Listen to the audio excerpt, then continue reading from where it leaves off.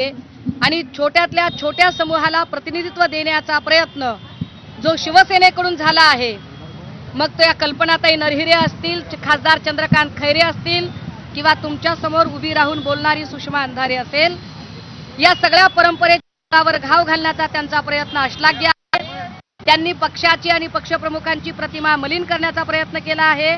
सबब मी पक्षाची प्रवक्ता म्हणून, या महाराष्ट्रातला मराठी माणूस म्हणून नीलम गोरे यांच्यावर अब्रू नुकसानीचा दावा दाखल करत आहे। किती रुपयांचा दावा आणि कधी करणार आहे? बघा, नीलम गोरेंसारख्या अत्यंत गडगंज श्रीमंत असणाऱ्या लोकांना पैशाची ददात नाही। एका पदाला 2 मर्सिडीज म्हणजे आतापर्यंत त्यांनी 10 पदं भोगलेली आहेत। म्हणजे जवळपास त्यांनी 18 ते 20 मर्सिडीजचा खर्च केला आहे। आता 18 ते 20 मर्सिडीजचा जर खर्च त्यांनी केला असेल तर पैसा चिकार आहे त्यांच्याकडे।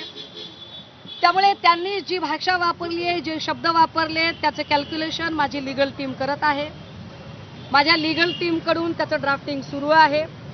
संध्याकाळपर्यंत त्याचं सगळं फायनल ड्राफ्टिंग होईल आणि हा सूट नेमका किती किमतीचा असेल हे सुद्धा आपल्या समोर मी स्पष्ट करेन। दुसरीकडे शरद पवार किंवा त्यांचा पक्ष आहे तो या बाबतीत कुठेही प्रतिक्रिया देत नाहीये। संजय राऊत म्हणाले की शरद पवार या संमेलनाचे स्वागताध्यक्ष होते, खरं तर त्यांची सुद्धा जबाबदारी आहे यावरती बोलणं, पण अजून कोणतीही प्रतिक्रिया आहे ती आलेली नाही। मला अपेक्षा नाहीये की कोणी प्रतिक्रिया द्यावी किंवा न द्यावी।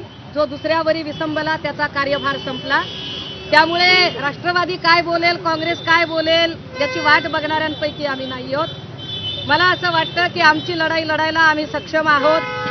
ज्यांना त्यांच्यासोबत मंच शेअर करायचे त्यांनी शेअर करावेत, ज्यांना त्यांचा पाहुणचार स्तुतीसुमन जे करायचे ते त्यांनी करावं। आम्हाला त्याच्यावरही काहीच आक्षेप नाहीत, बोलायचं नाहीये। आमची लढाई लढण्यासाठी आम्ही समर्थ आहोत, सक्षम आहोत।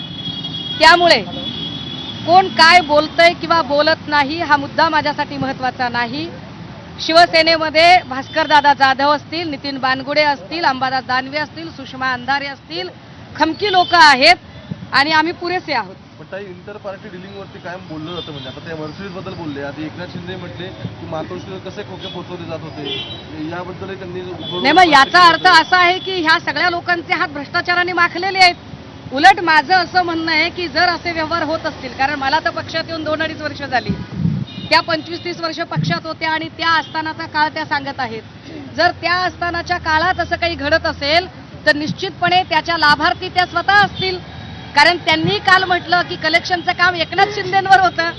त्यामुळे एकनाथ शिंदेला आणि नीलम गोरे या दोघांनाच माहिती असेल की नेमकं किती कलेक्शन झालंय आणि किती नाही।